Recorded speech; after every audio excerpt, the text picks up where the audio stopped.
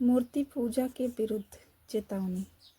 जब तेरा परमेश्वर यहोवा उन जातियों को जिनका अधिकारी होने को तू जा रहा है तेरे आगे से नष्ट करे और तू उनका अधिकारी होकर उनके देश में बस जाए, तब सावधान रहना, कहीं ऐसा न हो कि उनका सत्यानाश होने के बाद तू भी उनके समान फंस जाए।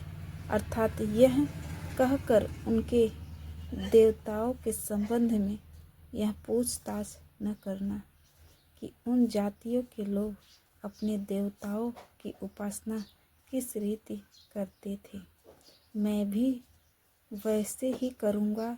तू अपने परमेश्वर यहोवा से ऐसा व्यवहार न करना, क्योंकि जितने प्रकार के कामों से यहोवा घृणा करता है और बैर भाव रखता है, उन सबों को उन्होंने अपने देवताओं के लिए किया है।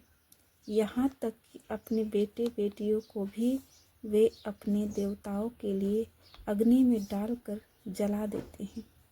जितनी बातों की मैं तुमको आज्ञा देता हूँ उनको चौकस होकर माना करना, और न तो कुछ उनमें बढ़ाना और न उनमें से कुछ घटाना।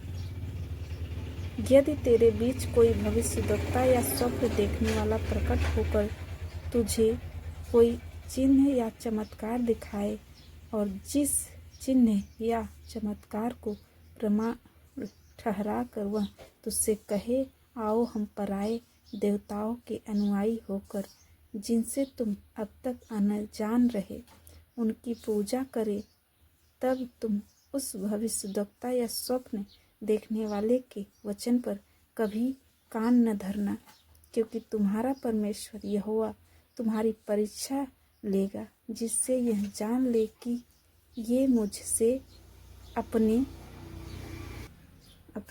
सारे मन और सारे प्राण के साथ प्रेम रखते हैं या नहीं।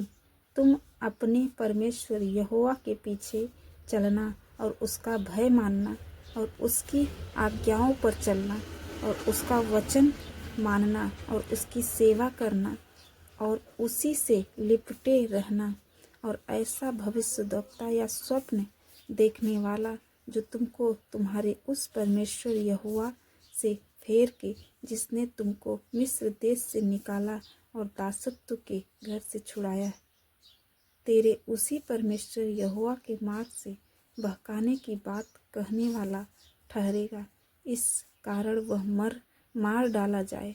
इस रीति से तू अपने बीच में से ऐसी बुराई को दूर कर देना।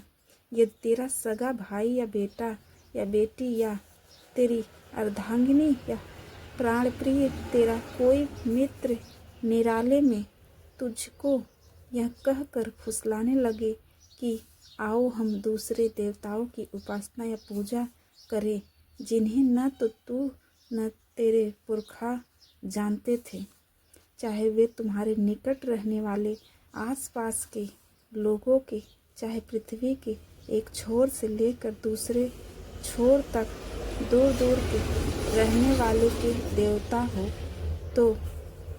तो उसकी न मानना और न उसकी बात सुनना और न उस पर तरस खाना और न कोमलता दिखाना और न उसको छिपा रखना।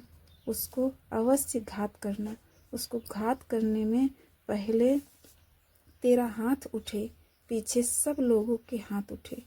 उस पर ऐसा पथराव करना कि वह मर जाए, क्योंकि उसने तुझको तेरे उस परमेश्वर यहोवा से, जो तुझको दासत्व के घर अर्थात मिस्र देश से निकाल लाया है, बहकाने का यत्न किया है।